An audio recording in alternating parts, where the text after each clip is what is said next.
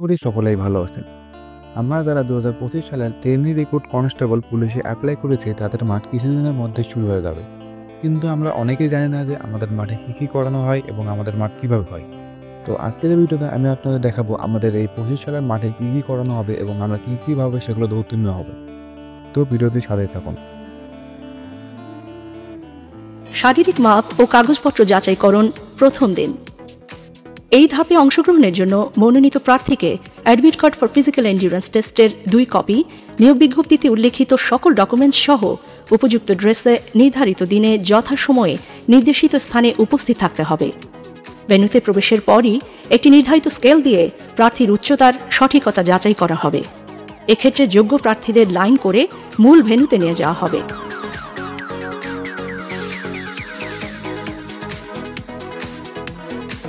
সেখানে বিজ্ঞপ্তিতে উল্লেখিত শর্তানুসারে প্রার্থীদের উচ্চতা, ওজন ও পুরুষ প্রার্থীদের ক্ষেত্রে বুকের মাপ পরিমাপ করা হবে। এরপর প্রার্থীর ডকুমেন্টস যাচাই করা হবে। শারীরিক মাপ ও ডকুমেন্টস যাচাইয়ের সঠিকতা পাওয়া প্রার্থীদেরকে যোগ্য হিসেবে ঘোষণা করে তাদেরকে শারীরিক সক্ষমতা যাচাই বা ফিজিক্যাল এন্ডিউরেন্স টেস্টে অংশগ্রহণের জন্য admit card for physical endurance টেস্টের 1 কপি প্রদান করা হবে। ফিজিক্যাল এন্ডিউরেন্স টেস্টের সময়সূচি প্রার্থীদেরকে জানিয়ে দেওয়া হবে।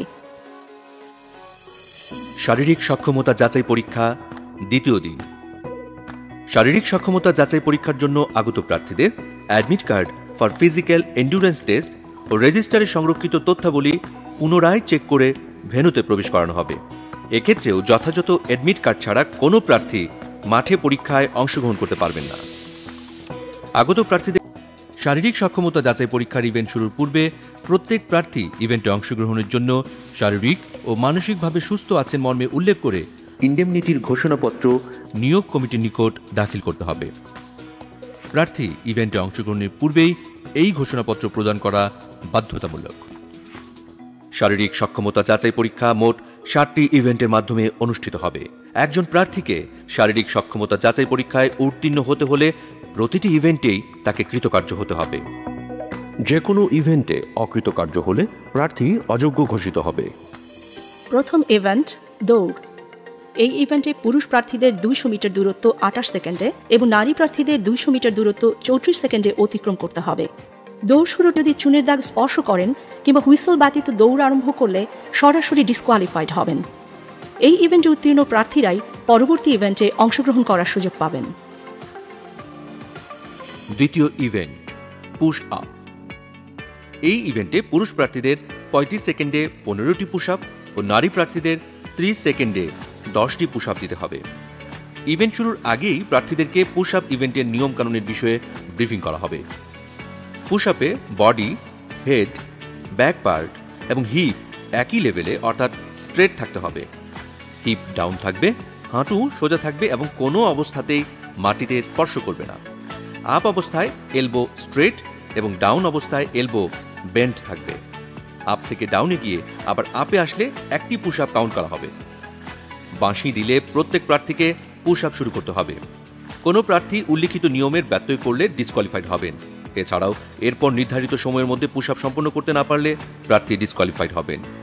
এই ইভেন্টে কৃতকার্য হওয়া প্রার্থীগণ পরবর্তী ইভেন্টের জন্য মনোনীত হবেন। তৃতীয় ইভেন্ট লং জাম্প।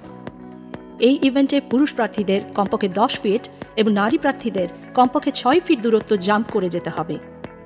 এই ইভেন্টের শুরুতেও প্রার্থীদের নিয়মকানুনের বিষয়ে ব্রিফিং করা হবে।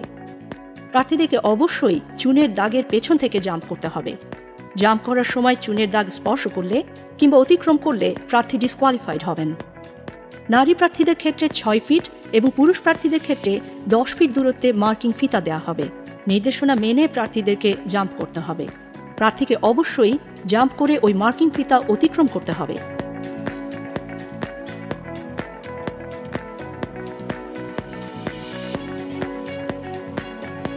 এক্ষেত্রে প্রার্থী মার্কিং ফিতা অতিক্রমে ব্যর্থ হলে ডিসকোয়ালিফাইড হবেন। উল্লেখ্য যে প্রত্যেক প্রার্থী এই ধাপে উত্তীর্ণ হতে সর্বোচ্চ 3 বার করে জাম্প করার সুযোগ পাবেন। চতুর্থ ইভেন্ট হাই জাম্প। এই ইভেন্টে পুরুষ প্রার্থীদের জাম্প করে 3.5 ফিট ও নারী প্রার্থীদের 2.5 ফিট উচ্চতা অতিক্রম করতে হবে। ইভেন্ট শুরুর পূর্বেই প্রার্থীদেরকে ইভেন্টের নিয়মকানুনের বিষয়ে জানিয়ে দেওয়া হবে। ইভেন্ট পরিচালক বাঁশি দিলে প্রত্যেক প্রার্থী দৌড়ে এসে জাম্প করে নির্ধারিত উচ্চতা অতিক্রম করবে। জাম্প করার সময় ক্রসবার স্পর্শ করলে বা ক্রসবার পড়ে গেলে কিংবা জাম্প করার পর প্রার্থী জাম্পিং পিটের মধ্যে না থাকলে ডিসকোয়ালিফাইড হবেন।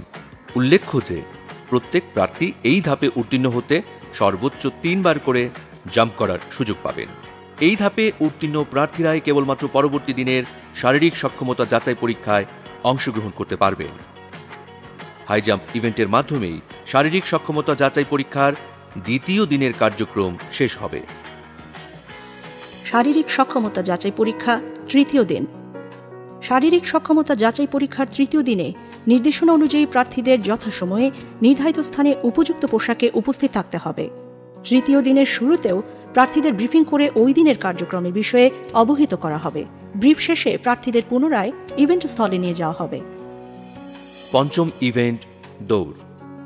এক্ষেত্রে পুরুষ প্রার্থীদের 1600 মিটার দূরত্ব 6 মিনিট 30 সেকেন্ড এবং নারী প্রার্থীদের 1000 মিটার দূরত্ব 6 মিনিটে অতিক্রম করতে হবে। দৌড় শুরুর পূর্বে প্রার্থীদেরকে দৌড়ের নিয়মকানুন বিষয়ে ব্রিফিং করা হবে। দৌড়ের ক্ষেত্রে প্রার্থীকে চুনের দাগ বা টেক পয়েন্টের পেছনে সিটিং পজিশন নিতে হবে। এক্ষেত্রে একই রিদমে দৌড়ে অংশগ্রহণ এবং অনুশীলনের প্রয়োজনীয়তা রয়েছে। এই ইভেন্টে উত্তীর্ণ প্রার্থীরাই পরবর্তী ইভেন্টে অংশগ্রহণ করার সুযোগ পাবে। ষষ্ঠ ইভেন্ট ড্র্যাগিং। এই ইভেন্টে পুরুষ প্রার্থীদের 150 পাউন্ড ওজনের টায়ারকে টেনে 30 ফুট দূরত্ব এবং নারী প্রার্থীদের 110 পাউন্ড ওজনের একটি টায়ারকে টেনে 20 ফুট দূরত্ব পর্যন্ত নিতে হবে। ইভেন্ট শুরুর আগেই প্রার্থীদের ড্র্যাগিং ইভেন্টের নিয়মকানুনের বিষয়ে ব্রিফিং করা হবে। টায়ারের রশিকে কোমরের সাথে লাগিয়ে সামনের দিকে মুখ করে টেনে নিতে হবে। ড্র্যাগিং শুরুর বাঁশি দিলে প্রত্যেক প্রার্থী ড্র্যাগিং শুরু করবেন। এক নাগারে ড্র্যাগিং করতে হবে।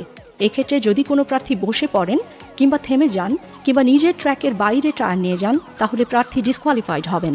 এছাড়াও দূরত্ব অতিক্রমে ব্যর্থ হলেও প্রার্থী ডিসকোয়ালিফাইড হবেন।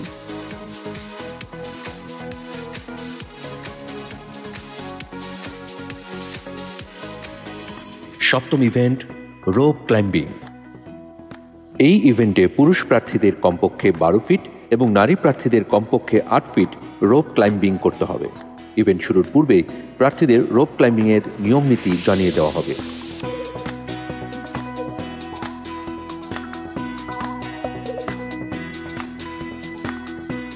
বাঁশি দিলে প্রার্থীরা রোপ ক্লাইম্বিং শুরু করবে।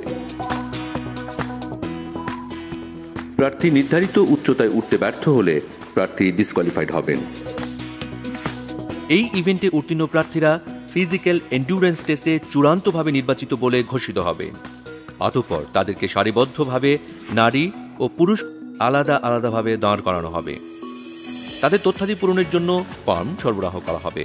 পূরণকৃত ফর্ম, ফিজিক্যাল এন্ডুরেন্স টেস্টের কার্ড, সার্টিফিকেট, পাসপোর্ট সাইজের ছবি এবং বিজ্ঞপ্তিতে উল্লিখিত সকল ডকুমেন্ট সংগ্রহ করে পুনরায় যাচাই বাছাইপূর্বক উপযুক্তদের ডকুমেন্টস রিজার্ভ অফিসের হেফাজতে রাখা হবে। পরবর্তীতে ফিজিক্যাল এন্ডুরেন্স টেস্টে চূড়ান্তভাবে নির্বাচিত প্রার্থীদের মোবাইল নম্বরে টাকা জমাদানের অনুরোধ জানিয়ে একটি SMS পাঠানো হবে।